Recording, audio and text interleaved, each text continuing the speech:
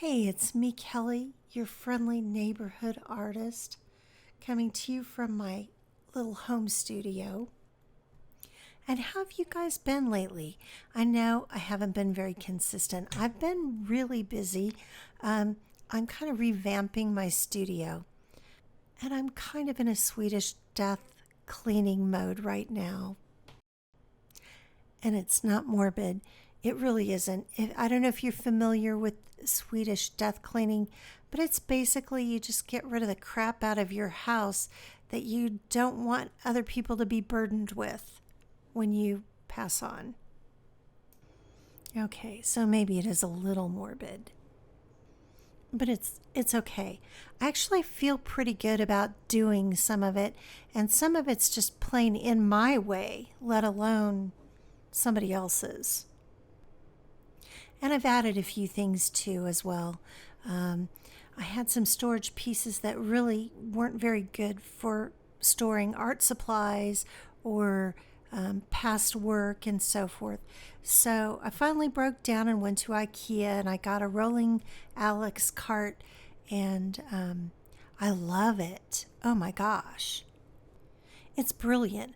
I can put 16 by 20 watercolor sheets that I have that were kind of tucked in here and there. Well, they fit in the flat files. They're like flat files, except a lot smaller. You know, like those flat files that they put blueprints and stuff in.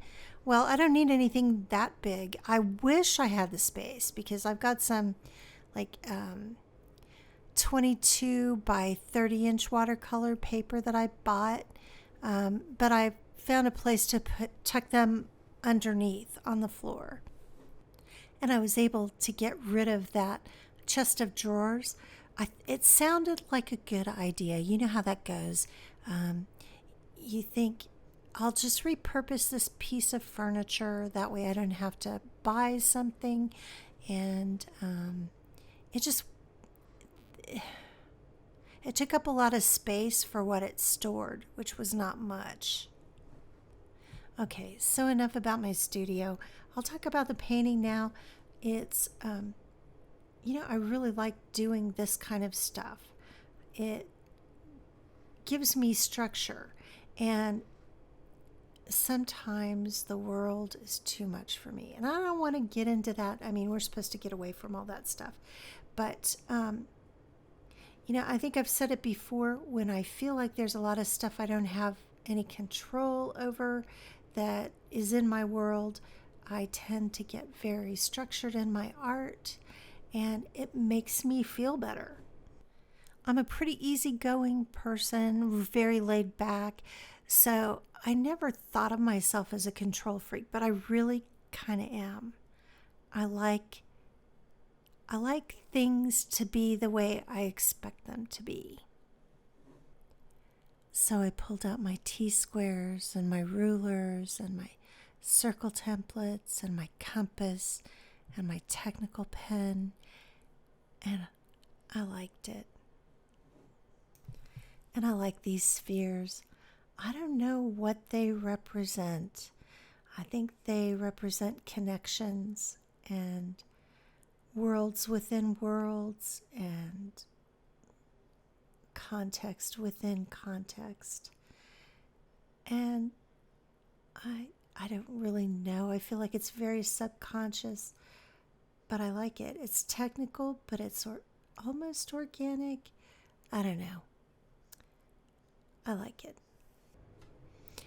I also really like getting an even wash, and I've been working on a technique that I've seen a couple of other artists use, and they basically bring I don't know if you've ever painted a room and you have to be careful not to let the edge dry, or it'll mess up the wall.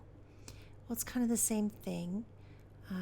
You just keep the edge wet and you go in one direction, although I go in more than one direction. But I think if you keep your washes, diluted enough, it's not such a problem. But And this paper makes it easy too. I love this paper.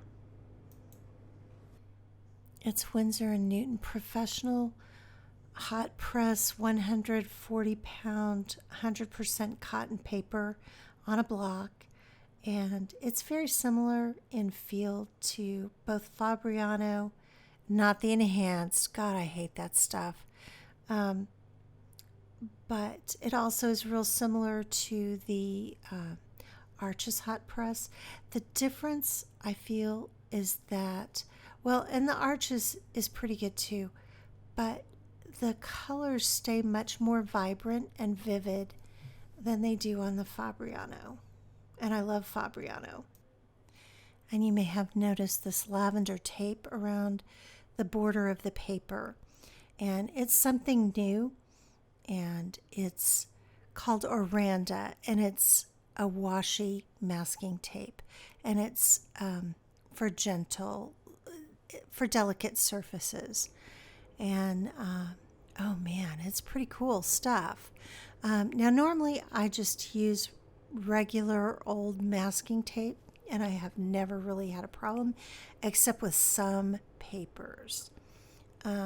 This paper is pretty rugged and doesn't seem to have a problem, but it's still such a pleasure to pull this tape up.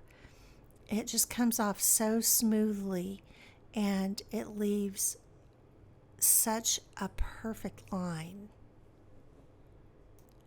And as always, I'll put a link in the description for you of the more unique, especially the more unique items that I'm using. For instance, this particular ultramarine blue is from Schmincke. Years ago, they had like a sample set on Amazon where you could get 6 different colors, and they just came in a 5mm tube each. And it was really inexpensive, like, I want to say like $25. And there was something about the name Schmincke. It just sounds so extravagant and luxurious.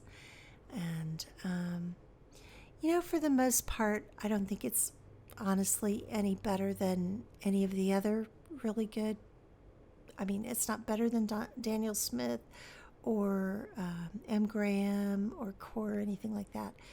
But this particular Ultramarine Finest, or is it? Yeah, it's Ultramarine Finest.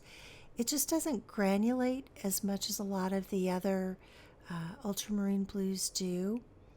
And because I normally don't use a granulating pigment for a background when I'm trying to get an even wash, I normally won't use an ultramarine blue at all, but I like that color.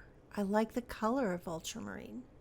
So it worked okay. I mean, it's not perfectly smooth, but it's okay. I mean, it looks kind of like a background sky a little bit, and which is kind of what I was going for.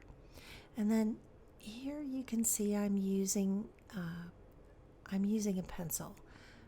I think I'm using a 4B, and I'm just putting a little bit of graphite in to give the shading.